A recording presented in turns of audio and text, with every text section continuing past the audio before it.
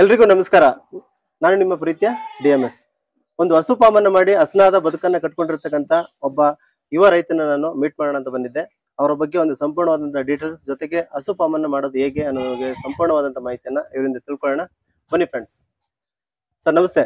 ನಮಸ್ತೆ ಸರ್. ಹೇಗಿದ್ದೀರಿ? ಚೆನ್ನಾಗಿದ್ದೀನಿ ಸರ್. ಚೆನ್ನಾಗಿದ್ದೀರಿ. ಈ ಒಂದು ಹಸು ಫಾರ್ಮ್ ಮಾಡ್ಬೇಕಂತ ನಿಮ್ಗೆ ಯಾಕೆ ಅನಿಸ್ತು? ಏನೈತಿಂದಾರು ಬದುಕ್ಬೋದೇನೋ, ಇನ್ನೊಂದು ಜೀವನ ನಡೆಸ್ಬೋದೇನೋ ಅಂತ ಬಂದ್ರೆ. ನಮ್ಮ ಹೆಸರು ಧರ್ಮೇಶ್ ಧರ್ಮೇಶ್ ಅಂತ. ಯಾವ ಊರಿದು? ಎತ್ತಂಬಡಿ. ಎತ್ತಂಬಡಿ. ಸ್ವಲ್ಪ ಜೋರಾಗಿ ಮಾತಾಡಿ, ನಮ್ಮ ಎತ್ತಂಬಡಿ. ಕೇಳಿಸ್ಕೊಳ್ಳಿ. ಎತ್ತಂಬಡಿ. ಎತ್ತಂಬಡಿ ಗ್ರಾಮ. ಈಗ ಹಸು ಫಾರ್ಮ್ ಮಾಡೋದ್ರಿಂದ ನಿಮ್ಗೆ ಆದಾಯ ಆಗುತ್ತೆ, ಇದ್ರಲ್ಲಿ ಸ್ವಲ್ಪ ನಾವೊಂದು ಜೀವನ ಕಟ್ಕೋಬಹುದು ಅಂತ ಹೆಂಗ್ ಅನ್ಸುತ್ತೆ ನಿಮ್ಗೆ? ಅಥವಾ ಅಪ್ಪ ಅಮ್ಮನೆ ಮೊದ್ಲು ಮಾಡಿದ್ರೆ ಅಥವಾ ನಾವೇ ಹೊಸ್ತ ಮಾಡಿರೋದು. ಹೊಸ ಮಾಡುವಂಥದ್ದು? ಬೇರೆ ಫಾರ್ಮ್ಗೆ ಎಲ್ಲರೂ ಹೋಗಿ ನೋಡ್ಕೊಂಡ್ ಬಂದಿದ್ರ? ಇಲ್ಲ ಸರ್, ನಾವೆಲ್ಲೂ ಮಾಡ್ಲಿಲ್ಲ. ತರಬೇತಿನ ಏನು ತಗೊಂಡಿಲ್ಲ? ಏನಿಲ್ಲ. ಮತ್ತೆ ಯಾವ ಇಲ್ಲಿ ಅಕ್ಕಪಕ್ಕ ಮಾಡ್ತಾ ಇದ್ರಲ್ಲ, ನಾವು ಕಟ್ಕೊಂಡ್ ಮಾಡುವ, ನಮಗೂ ಒಂದ್ ಜೀವನ ಆಗುತ್ತೆ, ನಾವು ಮಾಡ್ಬೋದಾ? ಏನು ತೊಂದ್ರೆ ಇಲ್ವಾ? ತೊಂದ್ರೆ ಇಲ್ಲ, ತೊಂದ್ರೆ ಇಲ್ಲ. ಇಲ್ಲಿ ನಿಮ್ಮ ಹತ್ರ ಎಷ್ಟು ಹಸುಗಳಿದೆ ಟೋಟಲಿ? 10 ಹಸು ಇದೆ. 10 ಹಸುಗಳಿದೆ. ಯಾವ್ದಿದೆ ನಿಮ್ಮ ಹತ್ರ? ಯಾವ ತಳಿ ಹಸುಗಳಿದೆ? ರೆಡ್ ಏನ್ ಐತೆ, ಎಚ್.ಎಫ್ ಐತೆ, ಬ್ಲಾಕ್ ಐತೆ. ಈಗ ಒಂದೇ ತಳಿ ಹಸು ಸಾಕೋದ್ರಿಂದ ಏನ್ ತೊಂದ್ರೆ? ಇವೆಲ್ಲ 3-4 ತಳಿ ಸಾಕಿದ್ರೆ ಯಾಕೆ? ಫ್ಯಾಟ್ ಗೋಸ್ಕರ, ಡಿಗ್ರಿಗೋಸ್ಕರ. ಫ್ಯಾಟ್ ಬರ್ಲಿ ಮತ್ತೆ ಡಿಗ್ರಿ ಬರ್ಲಿ ಡಿಗ್ರಿ ಬರ್ಲಿ. ಈಗ ರೆಡ್ನಲ್ಲಿ ಈಗ ನಿಮ್ಮ ಒಂದು 3 ತಳಿ ಹಸು ಇದೆ ಅಂತಂದ್ರೆ ಯಾವ ತಳಿ ಹಸಲ್ಲಿ ಜಾಸ್ತಿ ಹಾಲು ಕೊಡ್ಬೋದು? ಎಚ್.ಎಫ್ ಬರುತ್ತೆ. ಎಚ್.ಎಫ್ ಬರ್ಬೋದು. ರೆಡ್ ಆದ್ರೆ ರೆಡ್ ನಲ್ಲಿ ಅಂದ್ರೆ ಫ್ಯಾಟ್ ಕಮ್ಮಿ ಬಂದ್ರು ಫ್ಯಾಟ್ ಚೆನ್ನಾಗಿ ಬರುತ್ತಲ್ಲ. ಫ್ಯಾಟ್ ಚೆನ್ನಾಗಿ ಬರುತ್ತೆ. ಆಮೇಲೆ ಬೆಳಿಗ್ಗೆಯಿಂದ ಎದ್ದು ದಿನಚರಿ ಅಂತ ಏನೇನೆಲ್ಲ ಮಾಡ್ತೀರಿ? ಬೆಳಿಗ್ಗೆ ಎದ್ದು 4 ಗಂಟೆಗೆ ಎದ್ದು ಕಸ ಸುರಿದು ದನಿ ತಿಂಡಿ ಕೊಟ್ಬಿಟ್ಟು, ಫ್ರೆಶ್ ದನಿ ತಿಂಡಿ ಕೊಟ್ಬಿಟ್ಟು ತೊಪ್ಪೆ ಸುರಿದ್ಬಿಟ್ಟು ಆಮೇಲೆ ಹಾಲು ಕರಿತೀವಿ. ಹಾಲು ಕರೆದು ತಕ್ಕ ಹಾಕ್ಬಿಟ್ಟು ಬಂದು ಹುಲ್ಗೆ ಹೋಯ್ತೀವಿ. ಹುಲ್ ಕುಯ್ಕೊ ಬರ್ತೀವಿ. ತಿಂಡಿ ಏನೇನೆಲ್ಲ ಕೊಡ್ತೀರಿ? ಏನೇನು ಕೊಡ್ತೀವಿ ಅಂತ ಹೇಳಿದ್ರೆ? ಫೀಡ್ಸು, ನುಚ್ಚು, ಇದು ಬಿಯರ್ ವೇಸ್ಟ್ ಕೊಡ್ತೀರಿ. ಸ್ವಲ್ಪ ತೋರಿಸ್ತೀರಿ ಎಲ್ಲ ಏನೇನೆಲ್ಲ ಕೊಡ್ತೀರಿ ಅಂತ ನಮಗೆ?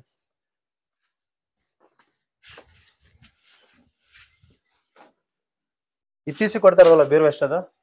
ಇತ್ತೀಚೆಗೆ SKM ಫೀಡು, KM ಫೀಡು, ನುಚ್ಚು.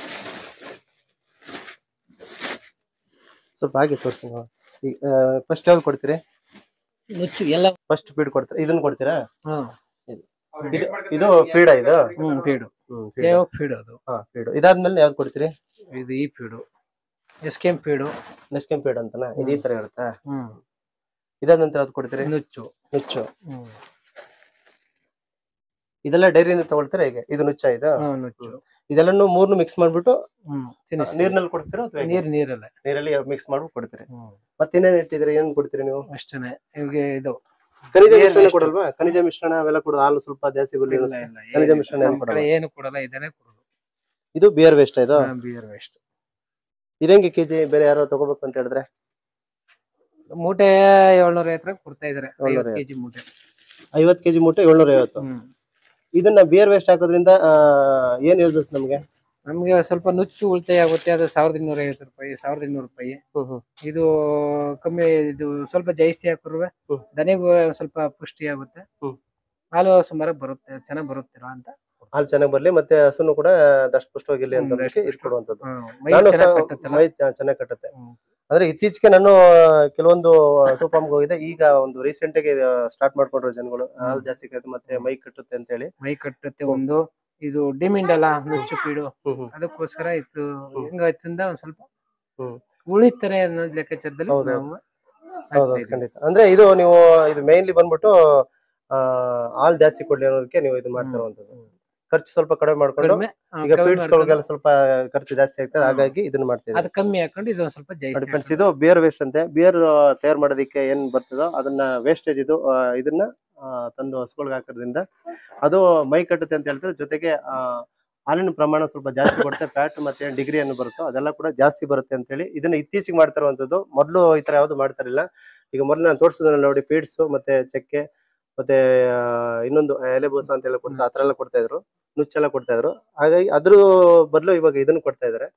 ಜೊತೆಗೆ 3 ಮಿಕ್ಸ್ ಮಾಡಿ ಇದನ್ನು ಕೊಟ್ರೆ ಇನ್ನು ಕೂಡ ಚೆನ್ನಾಗಿ ಮೈ ಕಟ್ಟುತ್ತೆ, ಹಾಲು ಜಾಸ್ತಿ ಕೊಡುತ್ತೆ ಅನ್ನುವಂಥದ್ದು ಇವರ ಒಂದು ಉದ್ದೇಶ. ಹಾಗಾಗಿ ನೆಕ್ಸ್ಟ್ ಯಾರಾದ್ರು ಹಸು ಫಾರ್ಮ್ ಮಾಡೋದಿದ್ರೆ ಈ ರೀತಿ ಒಂದು ವೇಸ್ಟ್ ನೀವು ಕೊಡ್ಬೋದು ಖಂಡಿತವಾಗಿ. ಮತ್ತೆ ಇನ್ನೇನೆಲ್ಲ ಏನ್ ಮಾಡ್ತೀರಿ ನೀವು? ಹುಲ್ಲು ಏನೇನು ಕೊಡ್ತೀರಿ? ಸೂಪರ್ ನೇಪರ್ ಕೊಡ್ತೀರಾ ಅಥವಾ ಯಾವ್ದು? ಏನಿಲ್ಲ, ಬರೀ ಸೀಮೆ ಹುಲ್ಲು, ಜೋಳ ಹಾಕೋದು, ಜೋಳ ಕೊಡ್ತೀವಿ ಅಷ್ಟೇ. ಜೋಳ, ಮುಸ್ಕಿನ ಜೋಳದ ಕೊಡ್ತೀರಿ? ಜೋಳ ಸೂಪರ್ ನೇಪಿಯರ್ ಕೊಡ್ತೀರಿ ಅಂದ್ರೆ ಈ ತರ ನೇಪಿಯರ್ ಕೊಡ್ತೀರಿ. ಯಾವ ಟೈಮಲ್ಲೆಲ್ಲ ಹುಲ್ಲಾಕ್ತಿರಿ? ದಿನಕ್ಕೆ ಬೆಳಗ್ಗೆ ಸಾಯಂಕಾಲ ಅಷ್ಟೇ, ಎರಡು ಟೈಮ್. ಈಗ ಹಸು ನೀವು ಸೆಲೆಕ್ಟ್ ಮಾಡ್ಬೇಕಾರೆ ಏನೆಲ್ಲ ನೋಡ್ತೀರಿ? ನಾವು ಅಲ್ಲಿ ನೋಡ್ತೀವಿ. ಅಲ್ಲಿ ನೋಡ್ತೀರಾ? ಅಲ್ಲಿ ಹೇಗೆ ನೋಡೋದು ಸ್ವಲ್ಪ ತೋರಿಸ್ಕೊಡ್ತೀರಾ ನಮ್ಗೆ? ಏನ್ ನೋಡ್ಬಿಟ್ಟು ತಗೊಳ್ತೀರಿ ನೀವು? ಹೆಂಗ್ ನೋಡ್ತೀರಿ? ಇದು 4 ಆಗೈತೆ, 6 ಆಗೈತೆ ನೋಡ್ಬಿಟ್ಟು ಇನ್ನೂ 4 ಸೂಲ್ ಕರಿಬೋದಲ್ಲ ಅನ್ನೋ ಲೆಕ್ಕಾಚಾರದಲ್ಲಿ ಈಗ ಅಲ್ಲಿ ನೋಡ್ತೀರಿ. ಅದಾದ ನಂತರ ಇನ್ನೇನ್ ನೋಡ್ತೀರಿ ಅದ್ರಲ್ಲಿ? ಹಸುನಲ್ಲಿ ಬಾಟಮ್ ಚೆನ್ನಾಗ್ ಬಿಡುತ್ತಾ, ಹಾಲು ಕರಿಯುತ್ತಾ, ಮೈ ಸಿಲ್ವಾಗಿದ್ಯಾ ಅನ್ನೋ ಲೆಕ್ಕಾಚಾರ ನೋಡ್ತೀವಿ. ಆ ರೀತಿ. ಈ ಕೆಸ್ಲೆ ಏನೋ ನೋಡೋದು ಅಥವಾ ಹಾಲಿನ ದಾರ ಏನೋ ನೋಡೋದು ಆತರ ನೋಡ್ತೀರಾ? ಏನಿಲ್ಲ, ನಮಗೆ ಗೊತ್ತಾಗುತ್ತಲ್ಲ, ನೋಡಿದ ತಕ್ಷಣ ಗೊತ್ತಾಗ್ಬಿಡುತ್ತೆ ನಿಮ್ಗೆ ಈ ಹಸ ಎಷ್ಟು ಬರುತ್ತೆ, ಇಷ್ಟು ಬೆಲೆ ಬಾಳುತ್ತೆ ಅಂತ ಗೊತ್ತಾಗುತ್ತೆ. ಈಗ ಈ ಒಂದು ಹಸು ಎಷ್ಟಿಗೆ ಬೆಲೆ ಬಾಳ್ಬೋದು? ಇದು ಒಂದು ಹಸು ಈಗ 80,000 ಬರುತ್ತೆ. ಈಗ ಯಾರಾದ್ರೂ ನಮ್ಮ ವೀಕ್ಷಕರು ವಿಡಿಯೋ ನೋಡ್ಬಿಟ್ಟು ಹಸು ಏನಾದ್ರು ಬೇಕಾದ್ರೆ ಅವ್ರಿಗೂ ತಗೊಡ್ತೀರಾ? ತಕೊಡ್ತೀವಿ. ಸದ್ಯಕ್ಕೆ ನಾವು ಹೋಗಕ್ಕಾಗಲ್ಲ, ನಮ್ಗೆ ಒಬ್ರೇ ಮಾಡ್ಬೇಕಲ್ವಾ, ಅದರಿಂದ ಇಲ್ಲೇ ಕೆಲಸ. ಅಂದ್ರೆ ಈಗ ನೀವು ಇಷ್ಟೆಲ್ಲ ಹಸುಗಳು, ಎಷ್ಟು ಹಸುಗಳಿದೆ ಟೋಟಲ್ ನಿಮ್ಮ ಹತ್ರ? 10 ಇದೆ. 10 ಹಸುಗಳಿದೆ. ನೀವು ಒಬ್ರೇ ನೋಡ್ಕೊಳ್ತೀರಾ? ಬೆಳಿಗ್ಗೆಯಿಂದ ಇದ್ದು ಬರೀ ಇದೇ ಕೆಲಸ ನಿಮ್ದು? ಇನ್ನು ಸಣ್ಣ ಪುಟ್ಟ ಜಮೀನಲ್ಲಿ ಏನ್ ಕೆಲಸ ಮಾಡಲ್ಲ ನೀವು? ಏನಿಲ್ಲ, ಹುಲ್ ಕುಯ್ಯಿಗೆ ಹಾಕೋದು, ಹುಲ್ ಬೆಳೆದು, ಹುಲ್ ಮೇವ್ ಹಾಕೋದು, ನೀರ್ ಕಟ್ಟೋದು, ನೋಡ್ಕೊಳ್ಳೋದು ಅಷ್ಟೇ. ಹಾಗೆ. ಈಗ ಕೆತ್ತಲಲ್ಲಿ ಏನೇನೆಲ್ಲ ನೋಡ್ತೀರಿ ನೀವು ಹಸುವಿನ ತಗೋಬೇಕಂತಂದ್ರೆ? ಗಂಟಿದ್ಯಾ, ಆ ತೊಟ್ಟಲ್ಲಿ ಚೆನ್ನಾಗಿ ಹಾಲ್ ಬರ್ತಾ ಇದೆಯಾ ಎಲ್ಲ ನೋಡ್ತೀವಿ. ಅಂದ್ರೆ 4 ತೊಟ್ಟು ಒಂದ್ ಸ್ವಲ್ಪ ಸಮವಾಗಿರ್ಬೇಕು, ರಸ ಒದಿಯುತ್ತಾ ಇಲ್ಲ ಸಾದವ್ ನಿಂತ್ಕೊಳುತ್ತಾ ಎಲ್ಲ ನೋಡ್ತೀವಿ. ಆ ರೀತಿಯಲ್ಲಿ ನೀವು ನೋಡ್ತೀವಿ, ನೋಡ್ಕೊಂಡು ತಗೊಂಡ್ ಬರ್ತೀರಿ. ಹಾಲ್ ಕರೆಯೋದಕ್ಕೆ ಮಿಷಿನ್ ಇಟ್ಕೊಂಡಿದ್ರೆ ಅಥವಾ ಕೈನಲ್ಲೇ ಕರಿತೀರಾ? ಮಿಷಿನಲ್ಲೇ ಕರಿತೀರಿ.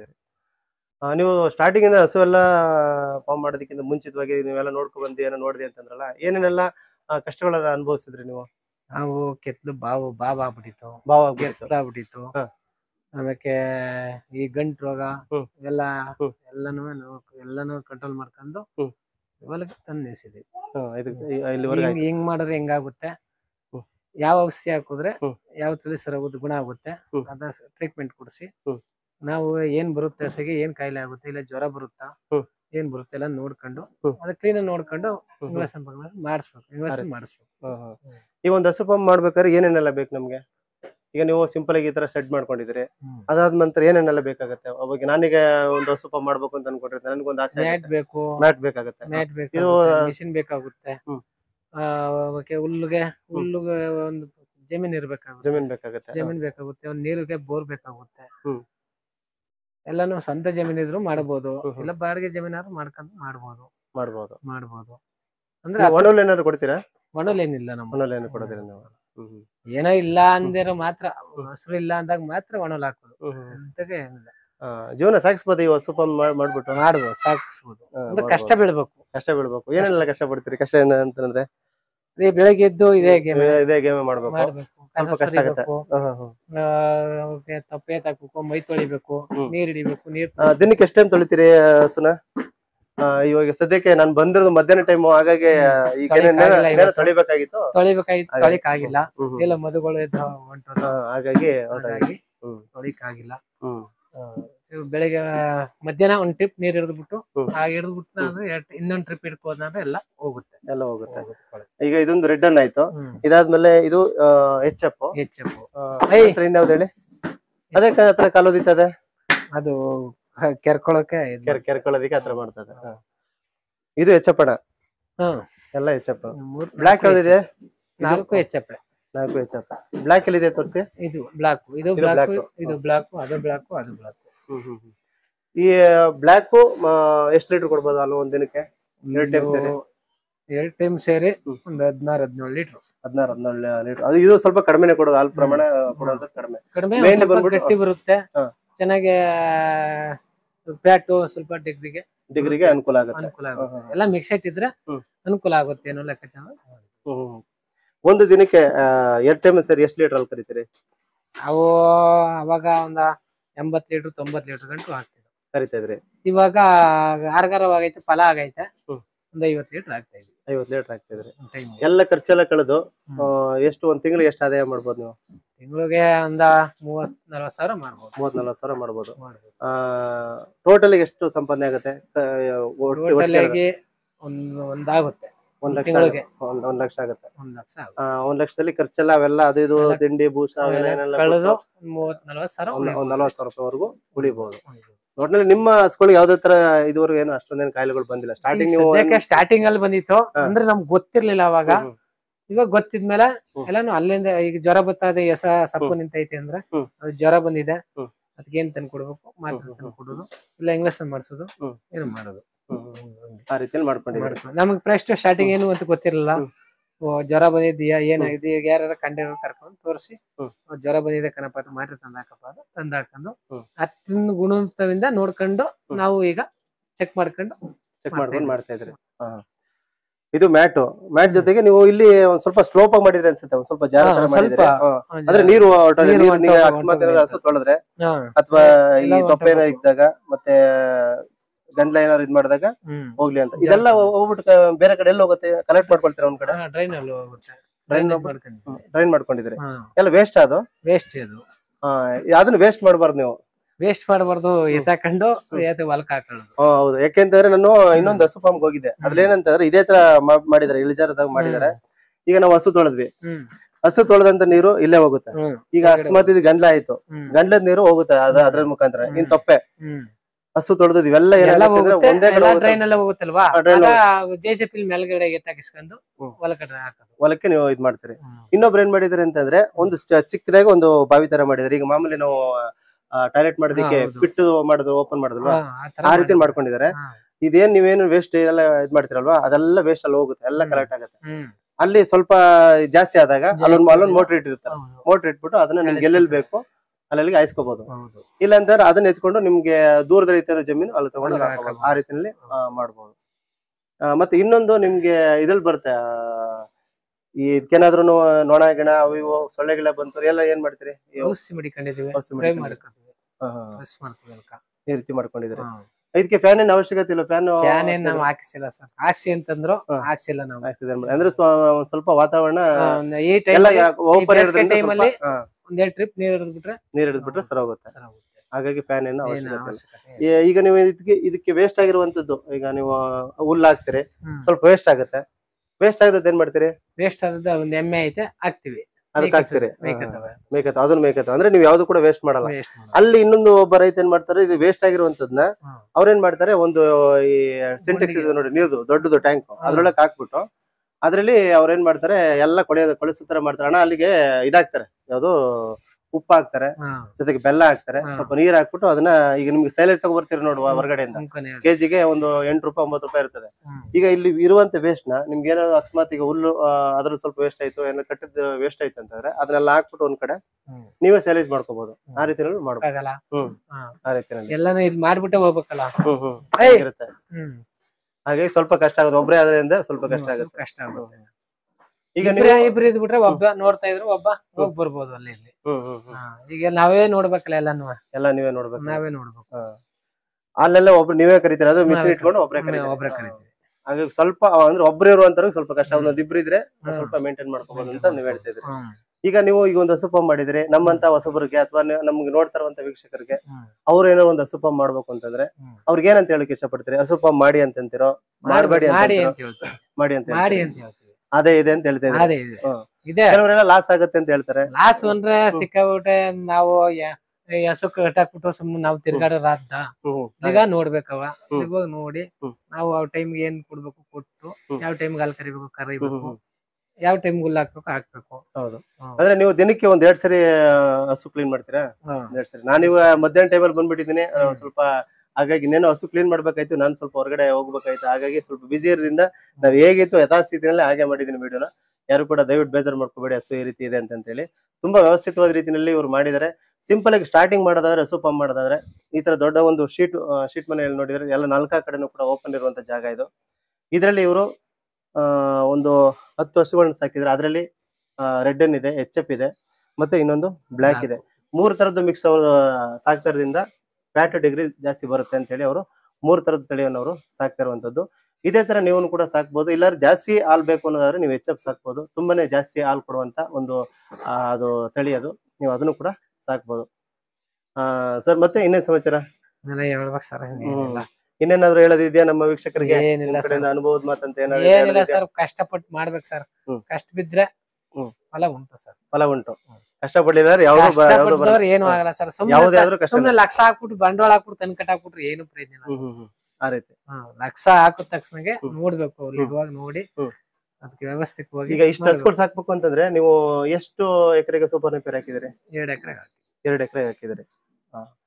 ಅದನ್ನ ನೀವು ಎಷ್ಟು ಟೈಮಲ್ಲಿ ಕುಯ್ಕೊಂಡ್ ಬರ್ತೀರಿ? ಬೆಳಿಗ್ಗೆ ಹೋಗಿ ಸಂಜೆ 2 ಟೈಮ್ ಬೆಳಿಗ್ಗೆ ಒಂದೇ ಟೈಮ್ ಅಲ್ಲಿ ಕುಯ್ಕೊಂಡ್ ಬರ್ತೀರಿ? ಬೆಳಿಗ್ಗೆ ತಂದು 2:30 ಹಾಕ್ಬಿಟ್ಟ ಅಂದ್ರೆ ಸಾಯಂಕಾಲ 2:30 ಮಡಗಿರ್ತೀವಿ. ಕಟ್ ಮಾಡಿಕೆ ಮಿಷಿನ್ ಇಟ್ಕೊಂಡು ಏನಿಲ್ಲ, ಎಳ್ಸಾಗಿರೋದೇ ಹಾಕೋದು. ಬಲ್ತ್ರೆ ಹಾಕಿದ್ರೆ ಪ್ರಯೋಜನ ಇಲ್ವಲ್ಲ, ಅದಕ್ಕೆ ಎಳ್ಸುಲ್ಲೇ ಹಾಕೋದು. ಎಳ್ಸುಲ್ ಹಾಕ್ತೀರಿ. ಸರ್ ನಿಮ್ಮ ಹತ್ರ ಮಾತಾಡಿ ನನ್ಗೆ ಬಹಳ ಖುಷಿ ಆಯ್ತು. ಒಳ್ಳೇದಾಗ್ಲಿ, ದೇವ್ರು ಚೆನ್ನಾಗಿಟ್ಟಿರಿ ನಿಮ್ನ. ಈಗ 10 ಹಸು ಸಾಕಿದ್ರಿ, ಇನ್ನೊಂದ್ಸರಿ ನಾನು ವಿಡಿಯೋ ಮಾಡಕ್ಕೆ ಅಂತ ಬಂದಾಗ ಒಂದು 10-20 ಹಸುಗಳು ನೀವು ಸಾಕುವಂತ ಶಕ್ತಿ ಆ ದೇವ್ರು ನಿಮ್ಗೆ ಕರುಣಿಸ್ಲಿ ಅಂತ ಹೇಳ್ತಾ, ನಾವು ಜಾಸ್ತಿ ಮಾಡ್ಬೇಕು ಅಂತಲೇ ಸರ್ ಆಯ್ತು ಸರ್. ಆದ್ರೆ ಏನ್ ಮಾಡುವ, ಒಬ್ರು ನೋಡ್ಕೋಬೇಕಲ್ಲ ಸ್ವಲ್ಪ. ನಮ್ಗೆ ಎಷ್ಟು ಬೇಕೋ ಅಷ್ಟ್ ಮಾತ್ರ ಇಟ್ಕವ, ರಸ ತಕ್ಕದ್ ಬೇಡ ತಗೋದ್ ಬೇಡ ಅಂತ ನಿಮ್ಮ ಅನಿಸಿಕೆ. ಇದೇ ರಸ್ಕು ಆದ್ರೆ ಇದೇ ರಸ್ಕು ಆದ್ರೂ ಏನೋ ನಡೀತಾ ಇಲ್ಲ ಅಂತ ಮಾಡ್ತಾ ಇದ್ರಿ. ಒಟ್ನಲ್ಲಿ ಜೀವನಕ್ಕೆ ಏನು ತೊಂದ್ರೆ ಇಲ್ಲ. ಒಂದು ಜೀವನ ಕಟ್ಕೊಂಡಿರ್ತಾನೆ, ಜೀವನ ಬೇರೆ ಇದೇ ನಮ್ಮ ಜೀವನ, ಏನಿಲ್ಲ ಬೇರೆ ಯಾವ್ದು ಒಟ್ನಲ್ಲಿ ಇದೇ ನಿಮ್ಗೆ ಲಕ್ಷ್ಮಿ. ನಿಮ್ ಮನೆಗೆ ಎಲ್ಲದಕ್ಕೂ ಇದೇ ಜೀವನ. ಎಲ್ಲರೂ ಹೋಲಿ ಬರ್ಲಿ, ಕಷ್ಟ ಅಲ್ಲಿ ಸುಖ ಅಲ್ಲಿ, ಇದೇ ಜೀವನ ನಮ್ಗೆ. ನಮಸ್ಕಾರ. ತುಂಬಾ ಖುಷಿ ಆಯ್ತು ನಿಮ್ಮ ಹತ್ರ ಮಾತಾಡಿ. ಒಳ್ಳೆದಾಗಲಿ. ಧನ್ಯವಾದಗಳು.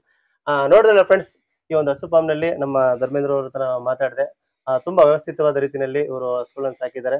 ಸುಮಾರು ಒಂದು 10 ಹಸುಗಳನ್ನು ಸಾಕಿದ್ದಾರೆ. ರೆಡ್ ಅನ್ನು, ಎಚ್ ಎಫ್ ಮತ್ತೆ ಜರ್ಸಿಯನ್ನು ಸಾಕಿರುವಂತದ್ದು. ಕೊಟ್ಟಿಗೆನು ಕೂಡ ಒಂದು ವ್ಯವಸ್ಥಿತವಾದ ರೀತಿಯಲ್ಲಿ ಮಾಡ್ಕೊಂಡಿದ್ದಾರೆ. ನೋಡಿ, ಈ ರೀತಿ ಏನ್ ಗಂಡ ಬರುತ್ತೋ ಅದು ಸ್ಲೋಪ್ ಮಾಡಿರೋದ್ರಿಂದ ಹಿಂಗೆ ಸಲೀಸೆ ಹೀಗೆ ಹೊರಟೋಗುತ್ತೆ, ಹೋಗಿ ಅದು ಚರಂಡಿಗೆ ಹೋಗುತ್ತೆ. ಅಲ್ಲಿಂದ ಅವ್ರು ಕಲೆಕ್ಟ್ ಮಾಡ್ಕೊಂಡು ಒಂದು ಇದಕ್ಕೆ ಹಾಕ್ತಾರಂತೆ, ಎಲ್ಲಿಗೆ ಬೇಕು ಅಲ್ಲಿ ಹೊಲಗಳಿಗೆ ಅವ್ರು ಡಿಸ್ಟ್ರಿಬ್ಯೂಟ್ ಮಾಡ್ಕೊಳ್ತಾರೆ. ಈ ರೀತಿಯಲ್ಲಿ ಮಾಡಿರುವಂತದ್ದು. ಮತ್ತೆ ನಿಮ್ಗೆ ಹಾಲು ಯಥೇಚ್ಛವಾಗಿ ಬರ್ಬೇಕು ಅಂತಂದ್ರೆ ಇತ್ತೀಚೆಗೆ ಎಲ್ಲರೂ ಕೂಡ ಯೂಸ್ ಮಾಡ್ತಾರೆ ಬೀರ್ ವೇಸ್ಟ್ ಅಂತ ಹೇಳಿ. ಬೀರ್ ಮಾಡೋದಕ್ಕೆ ಏನು ಯೂಸ್ ಮಾಡ್ತಾರೋ ಆ ವೇಸ್ಟ್ ಅನ್ನು ಕೊಟ್ಟರೆ ಜಾಸ್ತಿ ಇಳುವರಿ ಕೊಡುತ್ತೆ ಅಂತಾನೂ ಕೂಡ ಹೇಳ್ಬೋದು. ಇದೇ ತರದ ಒಂದು ಹೆಚ್ಚಿನ ವಿಡಿಯೋಗಳಿಗಾಗಿ ನಮ್ಮ ಒಂದು ಚಾನಲ್ ಅನ್ನು ಸಬ್ಸ್ಕ್ರೈಬ್ ಮಾಡಿ, ಲೈಕ್ ಮಾಡಿ, ನಿಮ್ಮೆಲ್ಲ ಫ್ರೆಂಡ್ಸ್ ಕೂಡ ಶೇರ್ ಮಾಡಿ ಅಂತ ಹೇಳ್ತಾ ಈ ಒಂದು ವಿಡಿಯೋ ನಾನು ಇಲ್ಲಿಗೆ ಮುಗಿಸ್ತಾ ಇದ್ದೀನಿ. ಧನ್ಯವಾದಗಳೊಂದಿಗೆ ನಾನು ನಿಮ್ಮ ಪ್ರೀತಿಯ DMS.